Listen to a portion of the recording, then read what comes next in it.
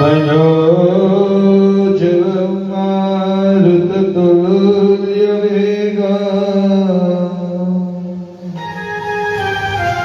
जितेन्द्रिया बुद्धिमता वरिष्ठः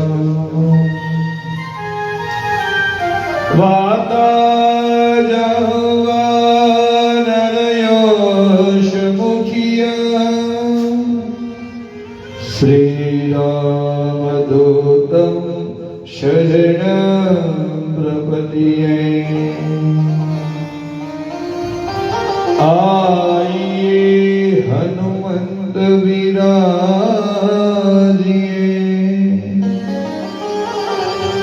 शिव सत्संग करो मति अनुसार,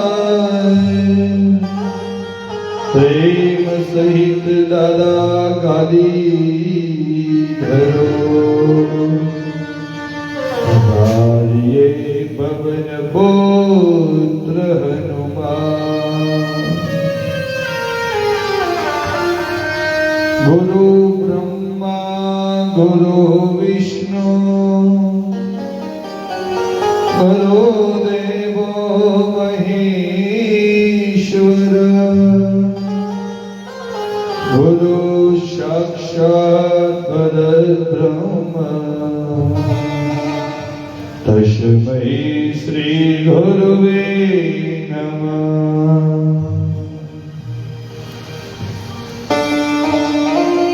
मुखं करोति वाचालं पङ्गुलङ्घयते गिरिं, यत्कृपातमहं वन्दे वृषभध्वज। मङ्गलं पार्वतीनाथो मङ्गलाय तनोहर।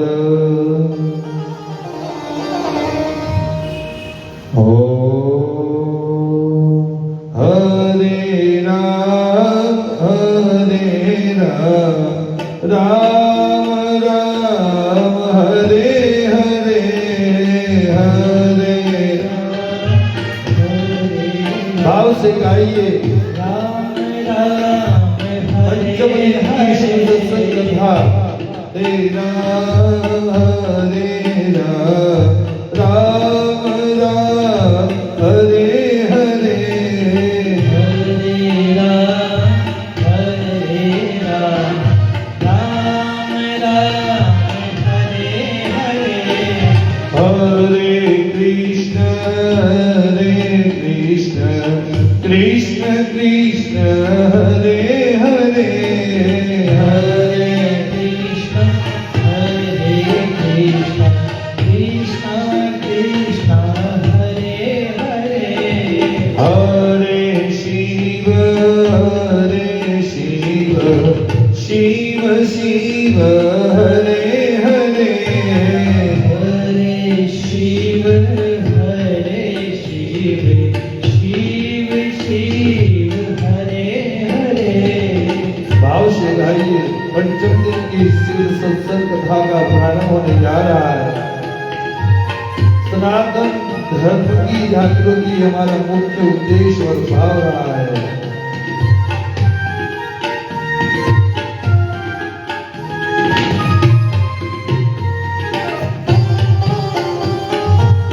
भाव से गाइए, प्रेम से गाइए।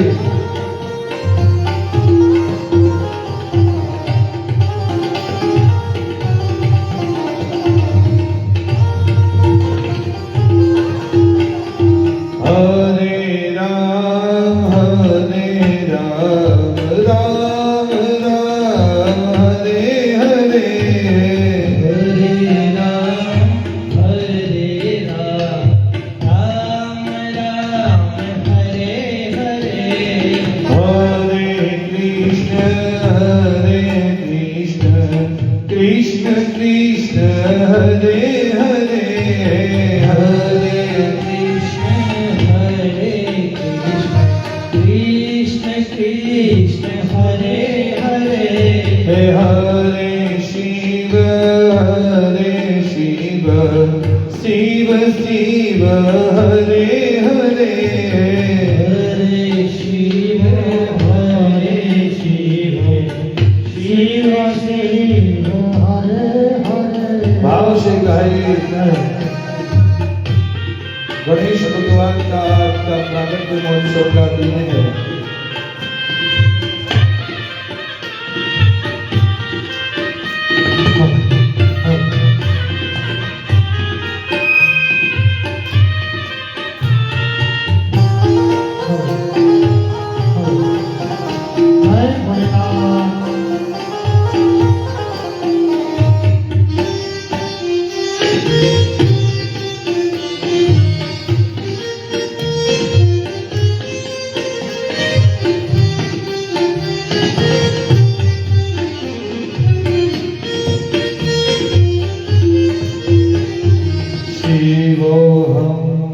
शिवोऽहं सच्चिदानन्द शिवोऽहं शिवोऽहं शिवोऽहं सच्चिदानन्द शिवोऽहं शिवोऽहं शिवोऽहं सच्चिदानन्द शिवोऽहं शिवोऽहं शिवोऽहं सच्चिदानन्द शिवोऽहं। हरि ओम दस जय गुरुदत्त हरि ओम दस जय गुरुदत्त हरि ओम दस जय गुरुदत्त हरि ओम दस जय गुरुदत्त हरि ओम दस जय गुरुदत्त हरि ओम दस जय गुरुदत्त हे हरि ओम दस जय गुरुदत्त हरि ओम दस जय गुरुदत्त हरि ओम दस जय गुरुदत्त हरि ओम दस जय गुरुदत्त हरि ओम दस जय गुरुदत्त हरि ओम दस जय गुरुदत्त हरि ओम दस जय गुरुदत्त हरि ओम दस जय गुरुदत्त हरि ओम दस जय गुरुदत्त हरि ओम दस जय गुरुदत्त ओम नमः शिवाय हरि ओम नमः शिवाय ओम नमः शिवाय हरि ओम नमः शिवाय नमः शिवाय ओम नमः शिवाय हरि हरि बोले नमः शिवाय नमः शिवाय ओम नमः शिवाय हर हर भोले नमः शिवाय। ओम नमः शिवाय हरि ओम नमः शिवाय हरि ओम नमः शिवाय हरि ओम नमः शिवाय नमः शिवाय ओम नमः शिवाय हरि हरि बोले नमः शिवाय नमः शिवाय ओम नमः शिवाय हर हर भोले नमः शिवाय। नमः शिवाय नमः शिवाय नमः शिवाय हरि ओम दत्त जय गुरुदेव दत्त बोलिए नीलकंठ महादेव की जय उमिया माधव की जय शिवगिरी महाराज की जय उमा शंकर महाराज की जय सर्व सद्गुरु देव की जय हनुमान जी महाराज की जय रामचंद्र भगवान की सत्य सनातन धर्म की जय भारत मात की जय ओम नमः पार्वती पतये हर हर महादेव हर ओम श्री गणेशाय नमः। ओम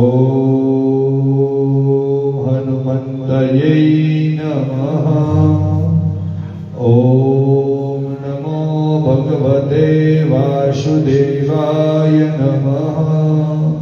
ओम नमः शिवाय। ओम ह्रीं सूर्याय नमः। ओम आत्मने कुलदेव्यै नमः। मात्रो पित्रो चरणकमलेभ्यो नमः। ओम परम गुरुभ्यो नमः।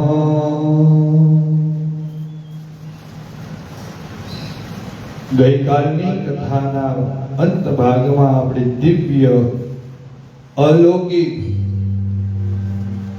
એવો શિવ વિવાહ પ્રસંગ ધામધૂમથી બધાના સાથ અને સહકારથી આપણે ઉજવ્યો. નતું ધાર્યું એ પ્રકારનો પ્રસંગ કાલે બધાના ખૂબ આનંદ અને ઉત્સાહથી શિવ વિવાહનો પ્રસંગ આપણે ઘણો ભાવથી ઉજવ્યો. એમાં આજની કથાના પ્રારંભની અંદર કહીનાર શ્રેષ્ઠ પરમ પૂજ્ય ધર્મનિષ્ઠ એવા મહંતશ્રીના ચરણોમાં વંદન, મારા પરિવારના તમામ સભ્યોના ચરણોમાં વંદન, માતાઓ, બહેનો, વડીલો, ભૂલકાઓ ના તમામ શ્રોતાગણોના ચરણોમાં વંદન. આજની કથાના પ્રારંભ કરતા પહેલા સૌને મારા હર હર મહાદેવ, જય શ્રી રામ, જય શ્રી કૃષ્ણ, રાધે રાધે.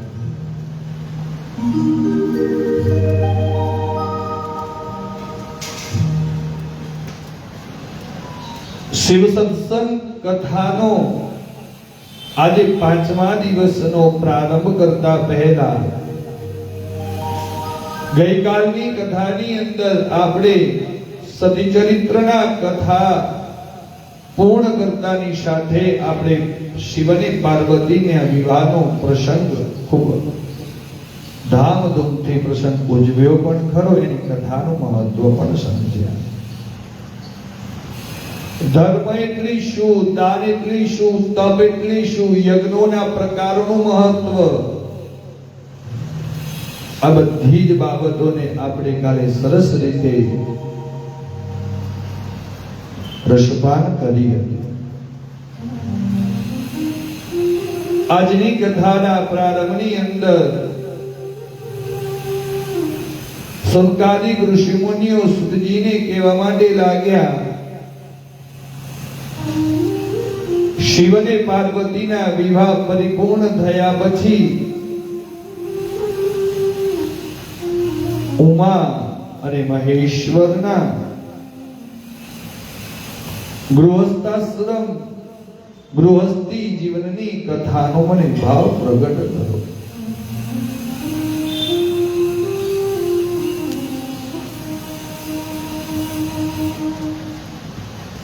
કુમારખંડની અંદર પ્રવેશ કરતા શિવ વિવાહ જે પ્રસંગ પરિપૂર્ણ થયો એના પછીની કથા છે. શિવ અને પાર્વતીના વિવાહનો વૃત્તાંત ખૂબ સરસ રીતે સાંભળ્યા બાદ નારદજીએ વિવાહ ઉપરાંત શિવ અને પાર્વતીને શું કર્યું, કેવી રીતે પુત્રો ઉત્પન્ન કર્યા, તારકાસુરનો વધ કેવી રીતે થયો, આ મહત્વપૂર્ણ વૃત્તાંત સાંભળવા માટે બ્રહ્માજીને કહ્યું. સુતજી બોલ્યા કે હે મુનિઓ, બ્રહ્માજીએ જે વૃત્તાંત વિસ્તારથી નારદજીને સંભળાવ્યો હતો એ જ હું તમને સંભળાવું છું. બ્રહ્માજીએ તારકાસુરનો કાર્તિકેય દ્વારા થયેલ વધનો વૃત્તાંત આ મુજબ વર્ણવ્યો હતો. વિવાહ સંસ્કાર પરિપૂર્ણ થયા બાદ શંકરજી પાર્વતીને લઈ કૈલાસ પર પહોંચ્યા. પછી સુરમ્ય એકાંત સ્થળે જતા જ રહ્યા. ત્યાં હજારો વર્ષો સુધી રતિ વિહાર કરતા રહ્યા. આટલા વર્ષો સુધી પણ શિવજી દ્વારા પાર્વતીને કોઈ સંતાન ઉત્પન્ન ન થતા દેવતાઓ ઘણા ચિંતિત બન્યા. ત્યારબાદ તેઓ બ્રહ્માજી, વિષ્ણુ ભગવાન આદિ દેવતાઓ આ વાત પર વિચાર વિમર્શ કરતા જ રહ્યા. બધા જ દેવતાઓ ભગવાન વિષ્ણુજીને પ્રાર્થના કરી, શિવજીની રસક્રીડા બંધ કરી સંતાન ઉત્પત્તિ માટે પ્રવૃત્ત થવાની પ્રાર્થના કરો. વિષ્ણુ ભગવાન દેવતાઓને કહ્યું, સ્ત્રી પુરુષના રતિ વિહાર વચ્ચે બાધા નાખવી એ મોટું પાપ છે. એમને દેવતાઓને પ્રાચીન ઇતિહાસના પણ ઘણા બધા ઉદાહરણો આપતા સમજાવ્યા.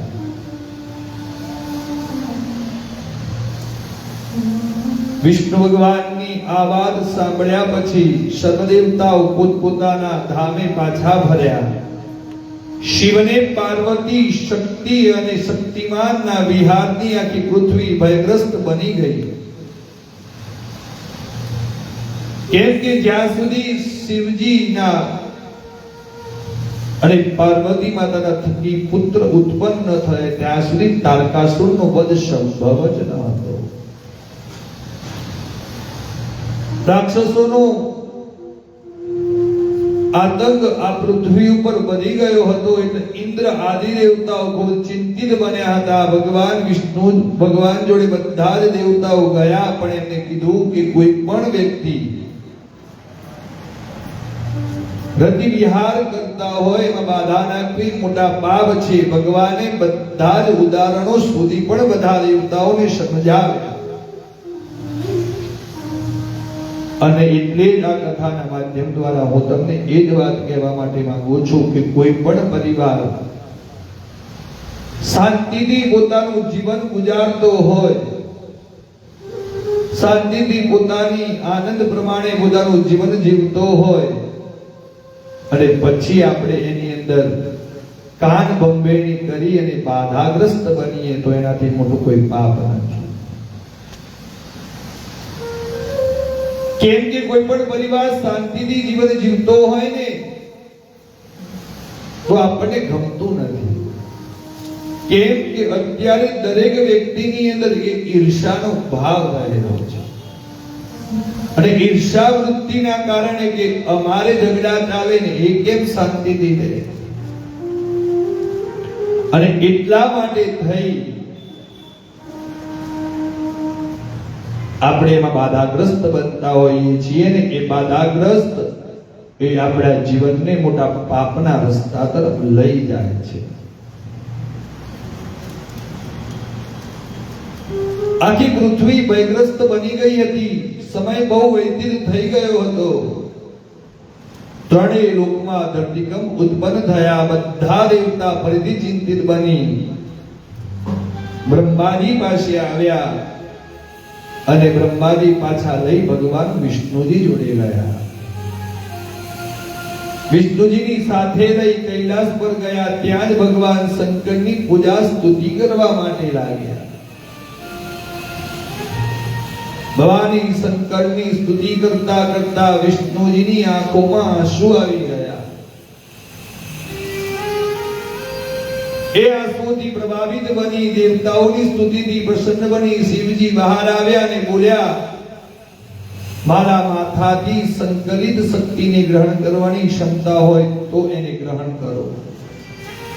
કારણ કે જો મારી શક્તિનું તેજ અતિ દૈદીપ્યમાન છે, મારી શક્તિને સહન કરવાની જો તાકાત હોય ને તો જ તમે આ શક્તિ સહન કરશો, બાકી કોઈ તાકાત નથી. અને એ જ મારી શક્તિનો સંચાર લો. આનાથી પુત્ર ઉત્પન્ન કરી તારકાસુરનો વિનાશ કરો. આટલું કઈ પોતાની શક્તિનું વીર્ય પૃથ્વી ઉપર એમને ફેંકી દીધું. ભગવાન શિવજીની અંદરથી ઉત્પન્ન થયેલું વીર્ય આટલું બોલી અને ભગવાને એ પૃથ્વી ઉપર ફેંકી દીધું. અને એ જ ક્ષણની અંદર દેવતાઓની પ્રાર્થનાથી અગ્નિ ભગવાને કબૂતરનું રૂપ લઈ અને વીર્યને ચણી દીધું. આ વાતની પાર્વતીને જાણ થઈ. એમની સ્થિતિનું જ્ઞાન થયું. પોતાનું માતૃત્વ રતિભોગ નષ્ટ થયો એમની અનુભૂતિ થવા લાગી. પાર્વતીએ ક્રોધમાં આવી દેવતાઓને સુખી ન રહેવાનો શ્રાપ પણ આપી દીધો. દેવાંગનાઓને રતિપીડાની સાથે વધ્યાત થવાનો શ્રાપ પણ આપી દીધો. અગ્નિમાં ઓમ થઈ અન્નનું ભક્ષણ કરવાથી દેવતાઓને ગર્ભ રહી ગયો. જે અગ્નિએ એ જે ચણી લીધેલું વીર્ય અને અગ્નિની અંદર કે જે અન્નનું ભક્ષણ કરવાથી દેવતાઓને એ જ વીર્યથી ગર્ભ રહી ગયો. આ તદ્દન અપ્રાકૃતિક હતું. આપણને પ્રશ્ન થશે કે ભગવાન શિવજીના આ વીર્યની તાકાત કેટલી બધી છે કે જેનો ભાર એની શક્તિ કોઈ સહન કરવા માટે શક્તિમાન નથી. બધા દેવતાઓના પેટમાં ખૂબ પીડા થવા લાગી. આ પરિસ્થિતિના નિરાકરણ માટે ફરીવાર શિવજીના શરણમાં ગયા. ફરીથી એમની સ્તુતિ કરી અને સ્તુતિથી પ્રસન્ન બની શિવજીએ વમન દ્વારા વીર્યને બહાર કાઢવાનો આદેશ આપ્યો. જે કષ્ટ થતું હતું, એમને પીડા થતી હતી, એ પીડાને દૂર કરવા માટે વમન દ્વારા એ શક્તિને ખેંચી લેવાનો ભગવાન શિવજી આદેશ આપ્યો. જ્યારે એવું બન્યું ત્યારે એ વીર્ય સુવર્ણ સમાન ચળકતું પર્વતાકાર બની આકાશને સ્પર્શવા લાગ્યું. આ સ્થિતિથી દેવતાઓ ઘણા ખૂબ ચિંતિત બની ગયા. અગ્નિને અત્યંત વેદના થઈ. એની વેદનાથી દ્રવિત બની શિવજીએ એક ઉપાય જણાવ્યો. અબોધ શક્તિનો ઉત્તમ સ્ત્રીમાં સ્થાપિત કરી એ દાહથી મુક્તિ પામશે. એ જ વખતે નારદ એ જ જગ્યા ઉપર નારદ એ જ સમયે પહોંચી ગયા. બતાવેલી રીત મુજબ અગ્નિએ માઘના મહિનામાં પ્રયાગમાં સ્નાન કરી મહર્ષિઓની પત્ની અરુંધતીને છોડીને બાકીની 6 રૂવા દ્વારા શિવજીનું વીર્ય એમની યોનિમાં સ્થાપિત કરી દીધું. 6 ઋષિ પત્નીઓ ગર્ભવતી બની ગઈ. એમના પતિઓએ એમને ત્યજી દીધા. કેમ કે એમને એવું લાગ્યું કે આ પર પુરુષનું ગમન થઈ ગયું છે, એટલે એમના બધા જ પતિઓ એમને ત્યજી દીધા. એ બધી જ હિમાલય પર આવી રહેવા લાગી. એ સમય આવતા પોતાના ગર્ભને પર્વતરાજ ઉપર છોડી દીધો. પર્વતરાજથી પણ એ ગર્ભની શક્તિ સહન થઈ નહીં, એટલે એમને ગંગામાં ફેંકી દીધી. કેમ કહો તો ભોળિયાનાથ ભગવાન શિવજીની શક્તિ છે, કોઈ સામાન્ય તેજ નથી, સામાન્ય શક્તિ નથી. એટલે પર્વતરાજને પણ એ શક્તિ સહન ન થઈ, એટલે એમને ગંગાની અંદર વહેતી કરી દીધી. ગંગાથી પણ એમની શક્તિ સહન ન થઈ, એટલે એને ઉછાળીને સરંગંડોના ઝુંડમાં ફેંકી દીધી. અગ્નિથી એ વીર્ય ચણી લેવામાં આવ્યું. ત્યારથી લઈને ક્યાં એ શક્તિઓ ફરી તમે જુઓ, ભગવાનની શક્તિનો સંચાર કેટલો બધો છે. પર્વતરાજને પણ એ પીડા સહન ન થઈ, એટલે ગંગામાં ગઈ. ગંગાથી સરંગોડના ઝુંડમાં પડી. ત્યાં જ માગસર સુદ છઠ્ઠના દિવસે શિવજીના પુત્રોનો પ્રાદુર્ભાવ થયો.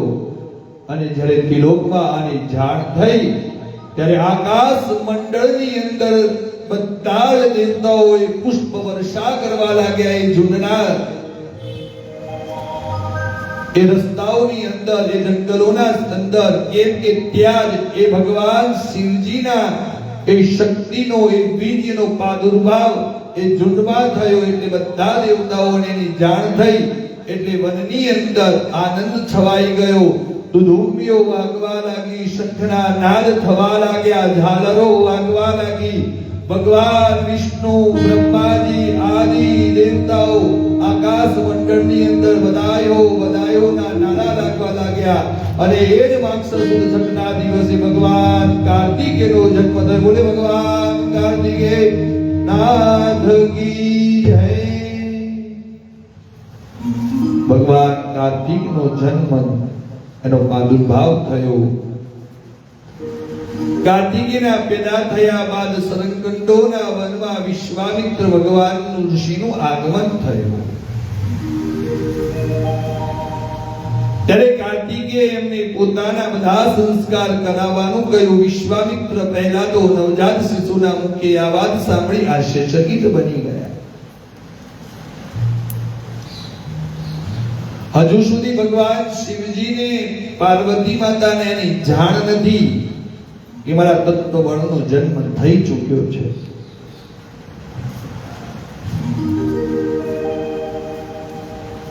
એમને કહ્યું કે તેઓ ક્ષત્રિય છે અને ગાંધીના પુત્ર જે ક્ષત્રિય હોવાના કારણે તેઓ પુરોહિતનું કર્મ નથી કરી શકતા. ત્યારે કુમારે વિશ્વામિત્રને બ્રાહ્મણ થવાનું વરદાન આપ્યું. બ્રાહ્મણ તત્વ પ્રાપ્ત કર્યા બાદ વિશ્વામિત્રએ કુમારના વિધિપૂર્વક જાતકર્મ વગેરે સંસ્કાર કરાવ્યા. કાર્તિકેયના ઉત્પન્ન થયા બાદ એક અન્ય મહર્ષિ શ્વેતે કાર્તિકેયને ચુંબન કરી કે અત્યંત શક્તિશાળી શસ્ત્રો વગેરે આપ્યા.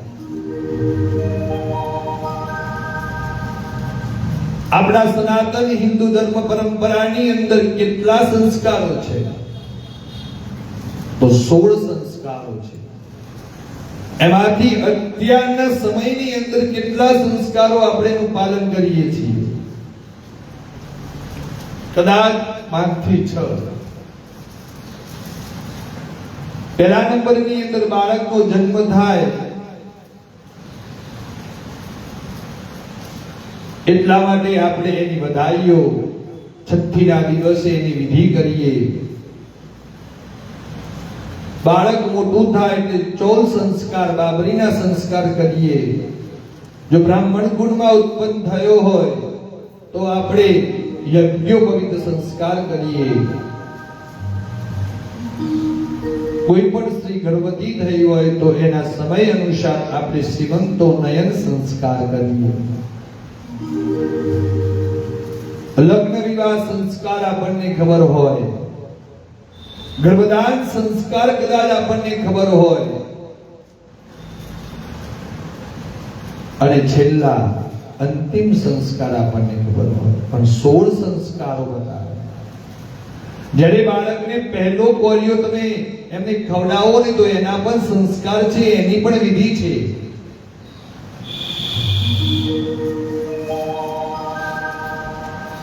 નામકરણની એની વિધિ બતાવી છે, એના સંસ્કાર બતાવ્યા છે. પણ આપણે તો અત્યારે જન્મ પણ ન થયો હોય બાળકનું નામ નિશ્ચિત થઈ ગયું હોય. માતા પિતાનું નામની સાથે એનું એક નામ શબ્દ જોઈન્ટ કરીને 3 નું નામ એક ભેગું કરીએ. અત્યારે એવી ફેશન નીકળી. અત્યારે આપણે શ્રીમંતોને સંસ્કારને નામ આપી દીધું બેબી શાવર. આમ ઇંગ્લિશમાં એનું ગુજરાતી કરી દો બેબીનો વરસાદ.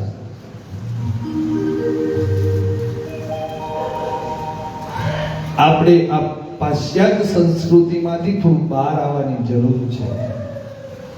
અત્યારે આપણે મોટા ભાગની આપણા સમાજમાં, કુટુંબમાં, પરિવારમાં જે આપણે આપત્તિ, તકલીફ, મુશ્કેલી વેઠીએ છીએ એનું મુખ્ય કારણ કે આપણી સંસ્કૃતિ આપણે ભૂલી ગયા છીએ ધીમે ધીમે. અત્યારે તો કોઈ પણ વ્યક્તિનું મૃત્યુ થાય તો 3 દિવસની અંદર બેસણું કરી બધાને ખવડાવી શોકના જે સાડીઓ બદલી કાઢી અને આપણે એને પૂર્ણ કરી દઈએ છીએ. કેમ કે આપણા જોડે 13 દિવસનો પણ સમય નથી.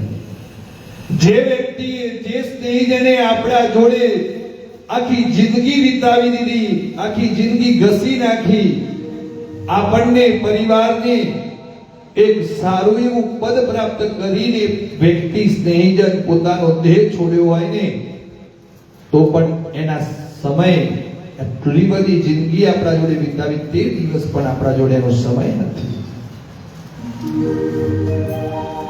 કેમ કે મૃત્યુની વિધિ વિધાનની પણ એક આપણે રમત સમજીએ છીએ. અને રમત સમજીએ છીએ ને એટલે પછી આપણને ખબર પડે ને આપણે કોઈકને બતાવીએ એટલે કોઈ કહે કે પિતૃદોષ છે, અને કોઈક બીજાને બતાવીએ તો એ એમ કહે કે તમારે બેસાડવા પડશે. એટલે આપણે એક શિખર ઉપર પાછા બેસાડીએ. જે વ્યક્તિ જીવતો તો એ દરમિયાન એની સેવા ન કરી શક્યા. એની જે વસ્તુ જોઈતી હતી, જેનો આનંદ જોઈતો તો એ વસ્તુ આપણે ન આપી શક્યા. પણ જ્યારે એ વ્યક્તિ મૃત્યુ પામે ને ત્યારે આપણે એને પાછા મરતા બેસાડીએ, એનો દીવો કરીએ, એની પૂજા કરીએ. એના કરતા જે વ્યક્તિ જીવિત હતો ને એ દરમિયાન મારા બાપ એને બધી જે જાહો જલાલી, જે આનંદ, જે વસ્તુ જોઈતી હોય, જેની સેવાની જરૂર પડે એની સેવા કરી હોત તો મારા બાપ આ સમય ના આવ્યો હોય. મરતા તમે સેવા કરવા તૈયાર થાવ છો, પણ જીવતા સેવા કરવા તૈયાર થતા નથી. ટૂંકમાં આપણી સંસ્કૃતિ, સનાતન ધર્મ ને વૈદિક પરંપરા, જે એના નીતિ નિયમો છે, જે આપણા સંસ્કારો છે, જે આપણી વિધિ વિધાન છે, આપણે એને ભૂલી ગયા છીએ. અને એટલા જ માટે આપણે તકલીફો આપણે જોઈ રહ્યા છીએ. ઘરે ઘરે આપણે મુશ્કેલીઓ, આપત્તિ, તકલીફમાંથી આપણે જીવન ગુજારતા હોઈએ છીએ. લગ્ન વિવાહ સંસ્કાર થાય તો પણ એ જ પરિસ્થિતિ હોય કે આખા દિવસની અંદર કેવલ બેનું જ મહત્વ હોય, તૈયાર થવું અને ફોટા પાડવા. હજી તો મહારાજ બેઠા પણ ન હોય ને કહી દે મારા જલ્દી બતાવજો વિધિ, તો પછી બોલાવો શું કરવા? જો તમે વિધિ વિધાનને જ મહત્વ નથી આપતા, એના સંસ્કારોને મહત્વ નથી આપતા, અને પછીથી તમને તમારી તકલીફ ઉત્પન્ન થાય એટલે પાછે તમે ભૂદેવો જોડે જશો કે મહારાજ તમે અરખી વિધિ નથી કરાવી. પણ જો એ જ વખતે તમે વિધિ વિધાનને જ મહત્વ આપ્યું હોત, પૂજાને જ મહત્વ આપ્યું હોત, તો શ્રેષ્ઠ કર્મ થાત, તો કોઈ પણ તકલીફ ન થાય. મરણ ક્રિયાની અંદર આપણે એકાદશ શ્રાદ્ધ કર્મની વિધિ આપણે કરાવીએ, અત્યારે તો બંધ જ થઈ ગઈ. આમ એવું કહેવાય કે કોઈ પણ જીવનું મૃત્યુ થાય તો 10 દિવસ સુધી તમારા આજુબાજુ કોઈ પણ રૂપે જીવ રહે છે. એટલે જ આપણે બહાર કે અગાસી ઉપર દૂધ અને પાણી મૂકવા દઈએ છીએ 10 દિવસ સુધી. કેમ કે એની તૃપ્તિ થાય. ભજન કરાવીએ છીએ, ભગવાનનું નામ લઈએ છીએ, માળા કરીએ છીએ, ગરુડ પુરાણ બેસાડીએ છીએ, ગીતા બેસાડીએ છીએ. એનું કારણ શું? કે જીવ ભગવાનનું નામ લેતા લેતા એ મુક્તિની પ્રાપ્તિ કરે. 11મા દિવસે તીર્થસ્થાન ઉપર જઈ ભૂદેવને બોલાવીને વિધિ વિધાન કરીએ. દ્વાદશના દિવસે આપણા ઘરની અંદર જ્યાં ચોકો કર્યો હોય વ્યક્તિનો, ત્યાં સપિંડીકરણ સંસ્કાર થાય અને તમારા પિતૃઓ જોડે એનું મિલન થાય. ચાંદીના વારાથી એ પિંડને વેરવામાં આવે અને પછીની વિધિ થાય. ત્યારે એ વ્યક્તિ જોડે તમારો કોઈ સંબંધ મારા બાપ રહેતો નથી, એ ભગવાનના લોકમાં પામે છે. પછી એને સ્વર્ગમાં જવા માટે, વેતરની નદી પાર કરવા માટે નાવની શરણની પૂજા કરી સંધ્યાનું દાન કરીએ છીએ. કે એ સમય દરમિયાન જે જે વસ્તુઓની જરૂર પડે તો આપણે દાન કરી હોય તો એને પ્રાપ્ત થાય. અત્યારે આ બધું જ વિસરાઈ ગયું, બધું જ ભૂલી ગયા. પછી એ જીવ આત્માનો દુઃખ થાય એટલે જીવાત્મા મોક્ષની પ્રાપ્તિ નથી કરી શકતો. જે આપણને જરૂર છે આપણા જીવનમાં, જે આપણને આપણા ઋષિ મુનિઓ સંપત્તિ આપી ગયા છે, સનાતન ધર્મ અત્યારે વિસરાઈ ગયો છે. આપણે બધાએ ભેગા થઈને એક સંકલ્પ કરવાનો છે કે આપણે જેને મહત્વ આપવાનું છે ને એને જ મહત્વ આપીએ. કેમ કે બધું જ થાય, પણ જે વસ્તુનું મહત્વ છે એના ઉપર જ આપણે ભાર નથી મૂકતા ને, એટલે જ આપણને આપત્તિ, મુશ્કેલીઓ આવે છે.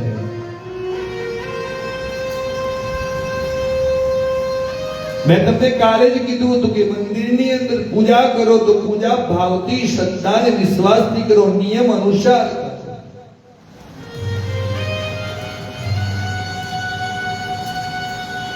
એટલે આ જ વાત આ શિવ મહાપુરાણના થકી શિવને પાર્વતીના આ પુત્ર કાર્તિકેયની ઉત્પત્તિનો મુખ્ય ઉદ્દેશ જ હતો કે ધર્મની રક્ષા. કે જે તારકાસુર જેવા નામના રાક્ષસોએ આ પૃથ્વી ઉપર અધર્મ ફેલાવવાનું કામ કર્યું હતું, પૂજાઓ બંધ કરાવી હતી, આશ્રમોની અંદર યજ્ઞ કર્મ બંધ કરાવ્યા હતા ને એને ફરીથી ચાલુ કરવા માટે આ કાર્તિકેયનો જન્મ એક એનું નિમિત્ત માત્ર પદ બન્યું.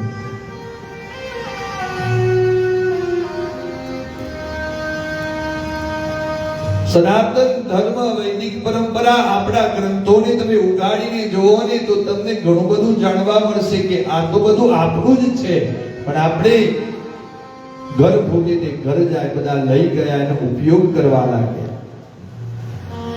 આપણા જોડે હવે કશું જ નથી રહ્યું. એટલે તમે ધર્મથી વિમુખ ન થાઓ, ધર્મને ભૂલશો નહીં.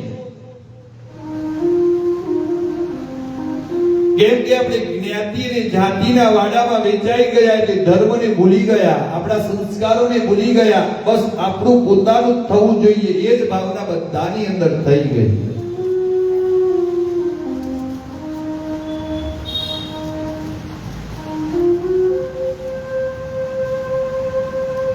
એટલે ભગવાન કાર્તિકેયને બધા જ આદિ દેવતાઓ એને શસ્ત્રથી સજ્જ કર્યા, સંસ્કારોથી સજ્જ કર્યા, ઋષિ મુનિઓ એને જ્ઞાન પ્રદાન કર્યું.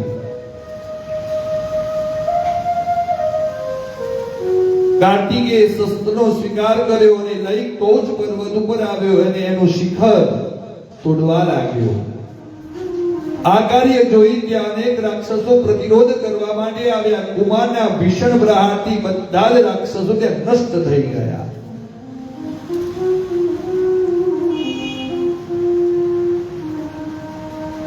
એટલે સુધી કે ઇન્દ્ર પણ ત્યાં આવી પહોંચ્યા અને કુમારના ડાબા જમણા ભાગો પર હૃદય ઉપરથી વજ્રથી પ્રહાર કર્યો.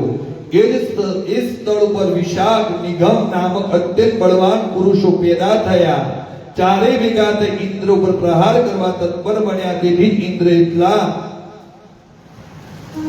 બન્યા કે પોતાના પ્રાણોની રક્ષા માટે એમના શરણે જ જતા રહ્યા. ખૂબ ભયભીત થઈ ગયા. કે નાના બાળકની અંદર શક્તિનો સંચાર છે, આ કોઈ સામાન્ય બાળક નથી. અને જ્યારે આ બાળક સ્વર્ગમાં પહોંચ્યો ત્યારે એક તળાવમાં સ્નાન કરતી 6 કૃતિકાઓ એને પૈમાન કરાવવાની ઈચ્છા કરી. કેમ કે માતા જ પૈમાન કરાવી શકે, શક્તિ જ એ બાળકને શક્તિવાન બનાવી શકે. તમારા બાળકે માતાશ્રીનું વાત્સલ્યના ભાવથી એનું પૈપાન કરાવ્યું હશે તો એ બાળક શક્તિવાન હશે. કુમારના એકદમ છમુખ થઈ ગયા. એને પોતાના 6 મુખથી સ્ત્રીઓનું દુગ્ધપાન કરવા લાગ્યો. આથી એને સદાનંદ પણ કહેવાય છે. કૃતિકાઓ એને પોતાના ઘેર લઈ ગઈ અને એનું પાલન પોષણ કરવા લાગી. બ્રહ્માજીએ નારદને આ બધી જ ઘટના સંભળાવી. ત્યારબાદ બોલ્યા કે હે નારદ, શિવજીનો પુત્ર કાર્તિકેય અત્યંત સરળ, જ્ઞાનવાન, અદ્ભુત પરાક્રમવાળો અને તેજસ્વી છે અને સાક્ષાત ભગવાન શંકરનો જ એક અવતાર છે. એક દિવસ ભગવાન શંકરને પાર્વતીએ પૂછ્યું કે હે પ્રભુ, હે સ્વામી, જે દિવસે તમે દેવતાઓ દ્વારા રતિ સુખથી વિરક્ત થયા બાદ બહાર આવ્યા ત્યારે એ દિવસ તમારું જે વીર્ય પૃથ્વી ઉપર પડ્યું હતું એનું શું થયું? હવે યાદ આવ્યું માતાને. શું એનાથી કોઈ બાળક પેદા થયું કે નહીં, નષ્ટ થઈ ગયું કે શું થયું એની તપાસ તો કરો. પાર્વતીને પૂછવા પર શિવજીએ તત્કાળ દેવતાઓને બોલાવી આ બાબતની પૂછપરછ કરાવી. એની જાણ થઈ કે શિવજીની શક્તિથી ઉત્પન્ન થયેલ પુત્ર સ્કંદના રૂપમાં આ જગતમાં ઓળખાય છે. કૌચ પર્વત ઉપર એનું નિવાસસ્થાન છે. શિવજીએ પોતાના ગણોને કહ્યું કે કૃતિકાઓ પાસે જાઓ અને જલ્દીથી એ કૃતિકાઓની જોડેથી આપણા કુમારને લઈ આવો. ત્યારબાદ નંદિકેશ્વર કાર્તિકે પાર્વતી દ્વારા મોકલવામાં આવેલા સુંદર રથ ઉપર બેસાડ્યા અને શિવલોક લઈ આવ્યા. શિવલોક પહોંચતા કુમારનું હાર્દિક સ્વાગત થયું. આકાશ મંડળની અંદરથી શિવલોકના આગમનથી પુષ્પોની વર્ષા થઈ. ઢોલ નગારા વાજિંત્રો વગાડવામાં આવ્યા.